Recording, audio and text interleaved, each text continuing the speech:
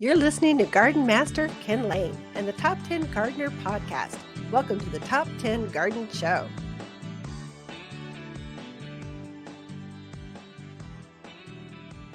And we are back with Lisa Waterslain. She comes each week with your garden questions. Just what are people talking about? Facebook, Instagram, newsletter, just kind of from all over the place, huh? Mm-hmm. What kind of questions we got this week? So we got good spring questions this week. So Ted has questions about our weed and grass preventer. He wants to know, can it be used under trees and in tree wells to keep the grasses out? Wants to know if it can be used on pavers to keep those little weeds that come up between pavers.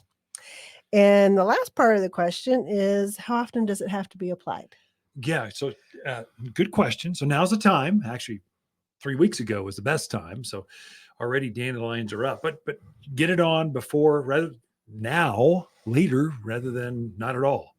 So, okay. Weed and grass stopper is a granular product. You sprinkle it throughout the yard like you would a fertilizer, only it doesn't work. It's not a fertilizer. It actually keeps the seed from germinating and sending a taproot down and keeps that from getting down into your soil. So it's a weed preventer.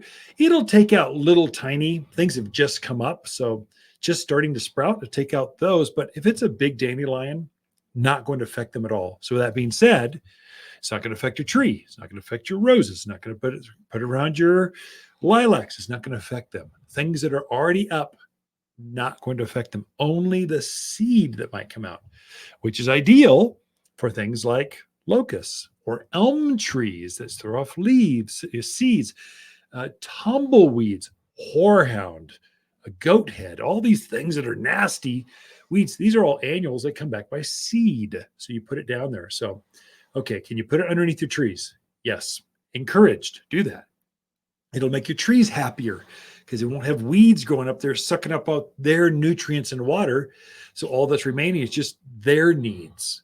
You can put it through the rock lawn. You won't have weeds coming up, popping up through. I know you put fabric down, but there's silt and just dust that gathers between the fabric, the weed fabric, and the rock. So you still get some seeds. It will keep those seeds from germinating coming up. Right over a patio. Okay, I probably wouldn't do that one. I don't know if it stains. So I just don't know. If you were to do it, I would test it. Would it work? Yes. What's it going to do to the weeds? Keep them from coming up. Will it put a little dot or stain on your paver? Do a testing. Like the paint samples, they always say, or cleaners, always test us underneath where no one can see first before you commit all the way. I would make that same kind of disclaimer. I'd say there's probably better ways to do that. Come and talk to us. We can help you.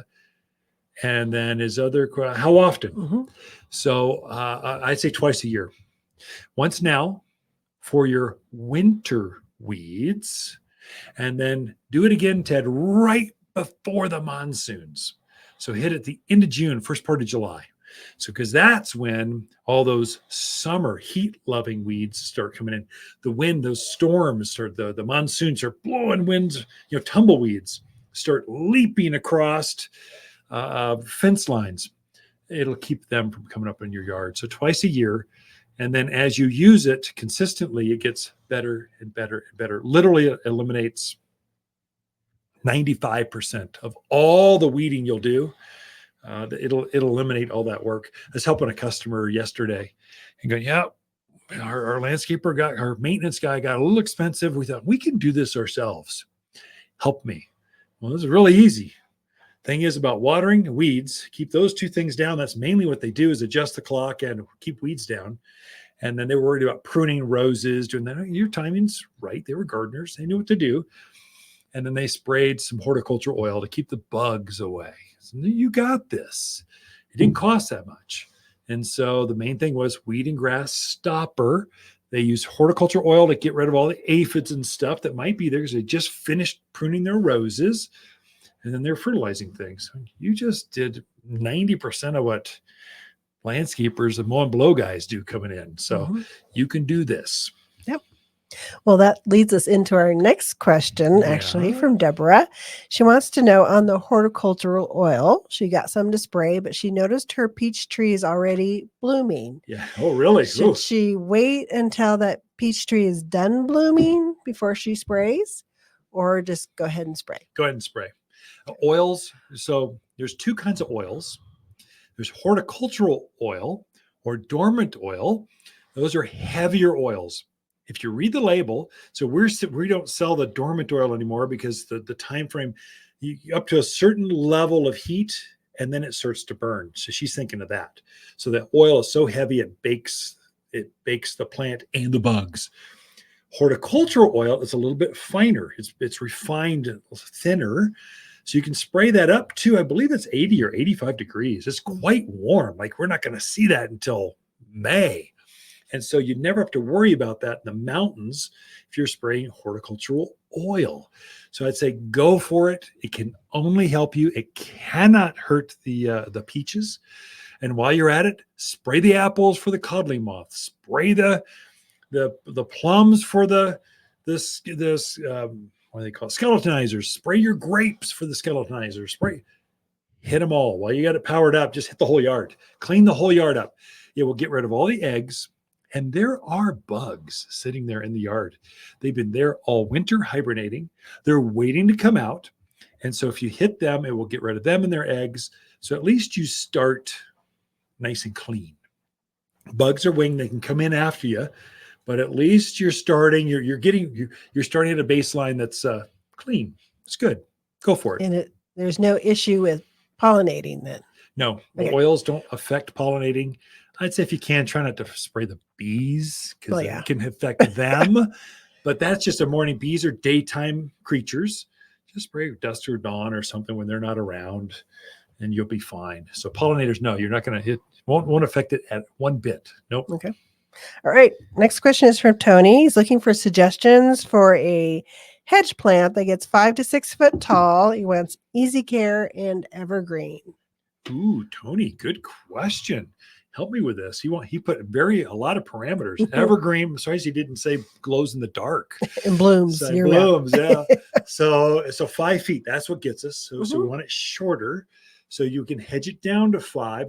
We don't want to. That instantly gets rid of red tip botania, red clusterberry. These ginormous. Well, he says 5 to 6 feet. Okay. But yeah, he didn't say about pruning. But 10, good point. 15-foot plant. He's going to be pruning every month to keep it down. Good point. Good point. There's better choices. I would say number 1, euonymus.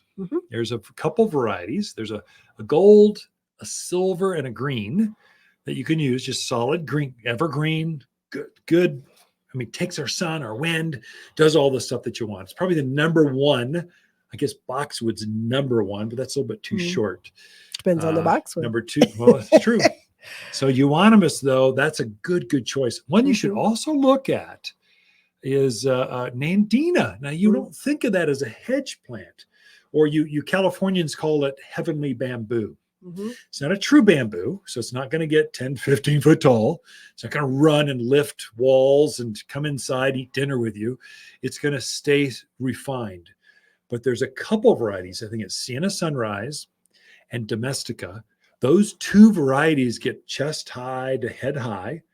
Nice evergreen. In fact, they've got red in the winter, green in the growing. They've got a lot of dynamic to them. And so that would be good. It gets a white flower to it. It's super easy to maintain. So you might, I doubt it, but maybe would have to prune it back in the winter. But probably it takes no real care. What else you want? Elaeagnus, too tall? Elaeagnus. You could easily keep. That's a native. If you want to go solid native, so Silverberry.